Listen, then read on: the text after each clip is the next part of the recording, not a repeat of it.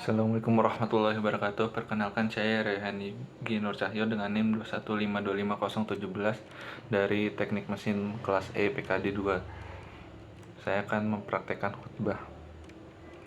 Innal hamdalillah nahmaduhu wa nasta'inuhu wa nastaghfiruh wa na'udzu billahi min shururi anfusina wa min sayyiati a'malina may yahdihillahu fala mudhillalah wa may yudlilhu fala hadiyalah. Asyhadu an la ilaha illallah wa asyhadu anna Muhammadan abduhu wa rasuluh.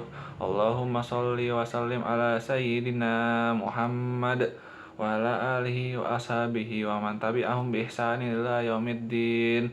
Ya ayyuhalladzina amanu ittaqullaha haqqa tuqatih wa la tamutunna illa wa antum muslimun.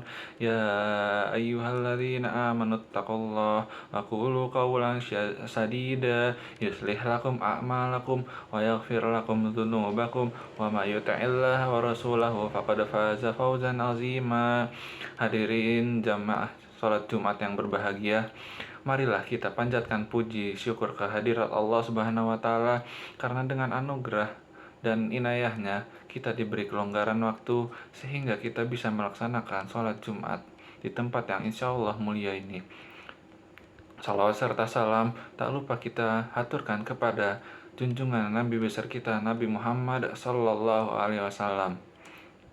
Untuk mencapai tingkat takwa ini dibutuhkan kesungguhan dalam pelaksanaannya agar kita mampu melakukan dengan benar, yaitu dengan meningkatkan pemahaman kita terhadap hukum-hukum dan aturan agama. Oleh karena itu, kita membutuhkan ilmu untuk menjadi tangga menuju ketakwaan.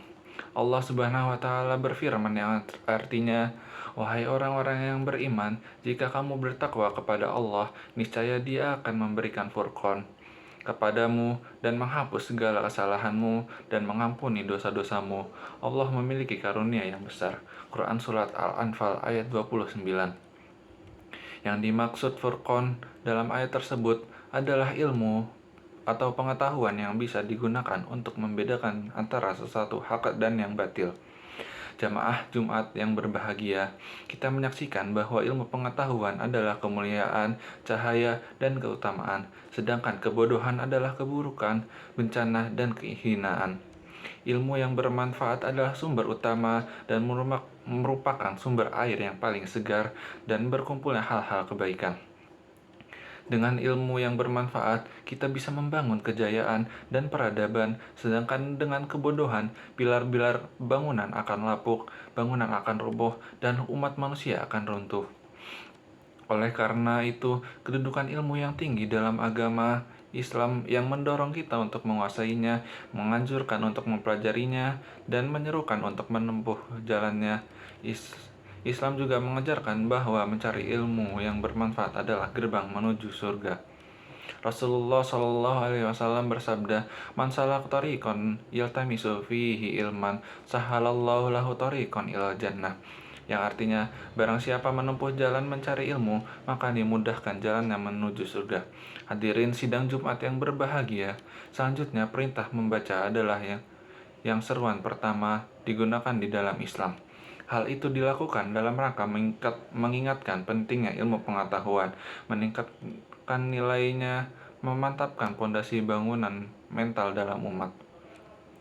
Kitabullah Sunnah Rasul juga mengandung segala macam ilmu pengetahuan yang berguna bagi umat manusia dalam melanjutkan perjalanannya, sehingga manusia khususnya umat Islam bisa membuat peradaban sejalan di mana mereka hidup, seraya tetap memegang teguh akidah dan ajaran-ajaran Islam.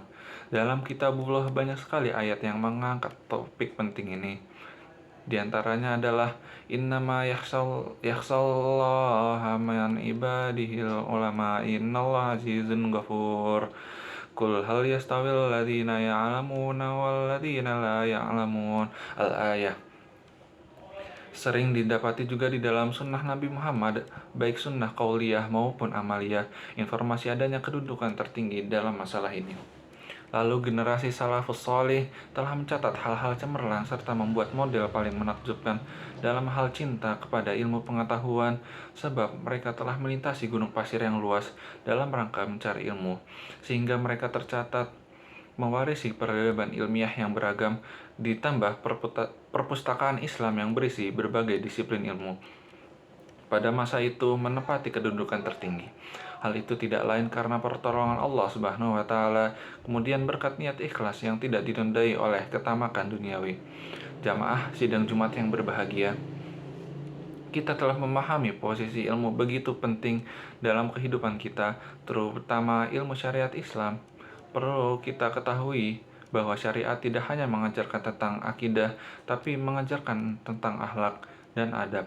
Rasulullah Shallallahu Alaihi Wasallam pernah bersabda, orang mukmin yang paling sempurna adalah orang yang paling baik akhlaknya. Ibnu Umar juga pernah berkata, kami lebih membutuhkan adab meskipun sedikit daripada ilmu meskipun banyak. Masa kini, adab bagi pencari ilmu sering diabaikan. Hubungan antara murid dan guru maupun di antara para guru, bahkan dengan para santri seringkali tidak sejalan dengan akhlak. Sama halnya ketika kita secara tidak sadar memberi penghormatan terhadap orang lain, dipengaruhi oleh kepentingan dan penampilan orang tersebut. Sedangkan menjaga adab merupakan bagian dari perintah agama. Ada beberapa akhlak yang harus diperhatikan oleh penuntut ilmu. Yang pertama, pencari ilmu harus menyucikan hati dari segala pelanggaran yang dimurkai oleh Allah Subhanahu wa taala. Yang kedua, ikhlas karena Allah di dalam mencari ilmu. Seseorang tidak diperkenankan mencari ilmu karena ingin kemuliaan diri sendiri belaka. Sejalan dengan firman Allah yang berbunyi, "Wa ma umiru illa liya'budullaha mukhlishin lahuddin hunafa'a wa yuqimus salata wa yu'tuz zakah wa dzalika dinul qayyimah." Yang artinya, padahal mereka hanya diperintahkan menyembah Allah dengan ikhlas, mentaatinya semata-mata karena menjalankan agama, dan juga agar melaksanakan sholat dan menunaikan zakat, dan yang demikian itulah agama yang lurus atau benar. Quran Surat Al-Bayyinah ayat 5. Yang ketiga, penuntut ilmu selalu mengambil faidah atau manfaat dimanapun ia berada. Dan yang terakhir adalah bersikap sederhana pada makanan dan minuman. Makan dan minum adalah kebutuhan siapa saja, namun hal ini tidak lantas untuk berlebih-lebihan. Semoga kita dapat menyerap ilmu yang diajarkan kepada kita dan mampu mengamalkannya dengan akhlakul karimah. Barakallahu li wa lakum wal fil qurunil azim wa nafa'ani wa iyyakum minal ayati wa dzikril hakim wa taqabbal minni wa minkum tilawatahu innahu huwas samiul alim wa qur rabbighfir warham wa anta khairur rahimin wastaghfiruh innahu huwal ghafurur rahim. Allahumma sholli ala sayyidina Muhammad wa ala sayyidina Muhammad. Alhamdulillahi walhamdulillahi thumma alhamdulillah. Asyhadu an la ilaha illallah wahdahu la syarikalah wa asyhadu anna sayyidina Muhammadan abduhu wa rasuluhu la nabiyya ba'dah wa la rasula ba'dah. Allahumma sholli wa sallim ala sayyidina Muhammad wa ala alihi wa ashabihi wa man tabi'ahum bi ihsanin ila yaumiddin. Amma ba'd, fa ya ayyuhal hadirun, usikum wa nafsi bitaqwallahi faqad fazal muttaqun. Faqala Allah Ta'ala, innallaha wa malaikatahu yusalluna 'alan nabi ya ayyuhalladzina amanu sallu 'alaihi wa sallimu taslima. Allahumma sholli ala sayyidina Muhammad wa ala ali sayyidina Muhammad.